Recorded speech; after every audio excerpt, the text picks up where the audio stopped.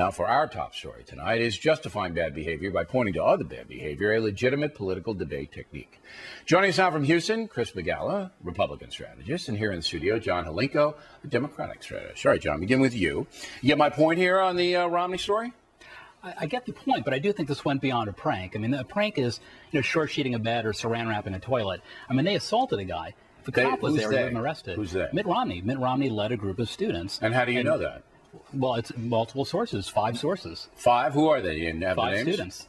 Yeah, I can bring you the Washington Post article. Okay. You're going on a Washington Post article, yeah. Okay? And now the boy's family, by the way, who died, this kid died, says, that's not really what happened. So let's assume the story is true, which is a huge assumption, okay, for me. Because I don't believe the Washington Post really, let's assume it's true. He's 18, Romney. How old is he now? Well, he was born in 1947. So he's 65. Yeah. Okay, he's 18. He's 65. From 18 to 65, we don't have any other hazing. We don't have any incidents. We don't have any. 0. So you are going to sit there and condemn Romney and say he's not fit to be president for what he did at 18? I think for what he did at 18, if it's a pattern of behavior, I agree. Is there any evidence that it is? Doesn't it disturb you that he didn't remember it?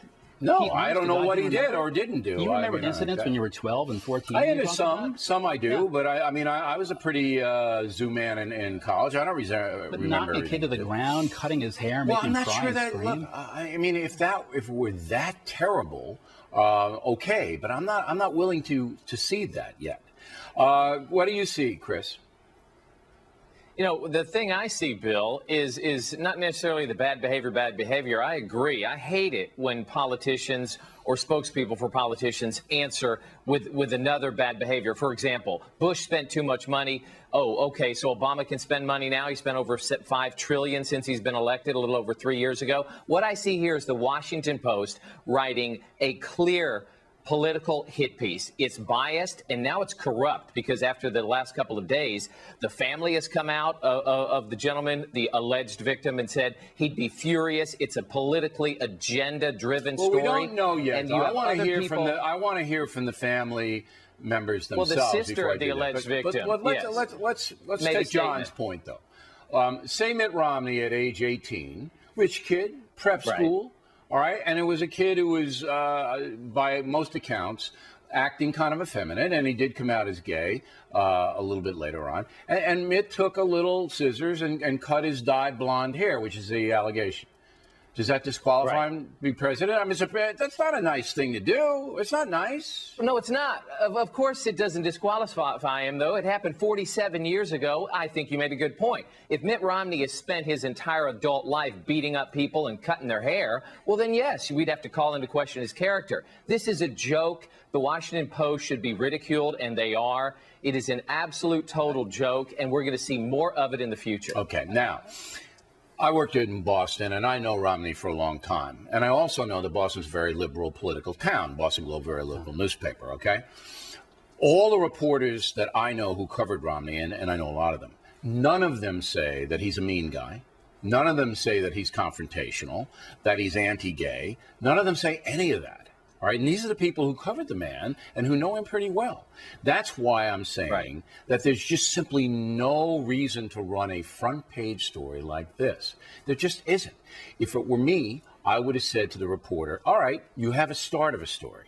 Now let's see if there's anything more in his adult life that can back this up. And if there weren't, I wouldn't have run it. Would I be a bad editor? Well, I mean, wait. Let John reply. I mean, the incident, I mean, the extent, I agree. Look, if this is 47 years ago, we've all done stupid things as kids. There's no two ways about it. But when you're 18 and you assault a kid and you plan it for a couple of days, I mean, you take a kid down to the ground. He drove him down to the ground with a group of kids while he was screaming and crying. Yeah. That's a heck of a lot more than a haircut. Did you read the police report on this, John?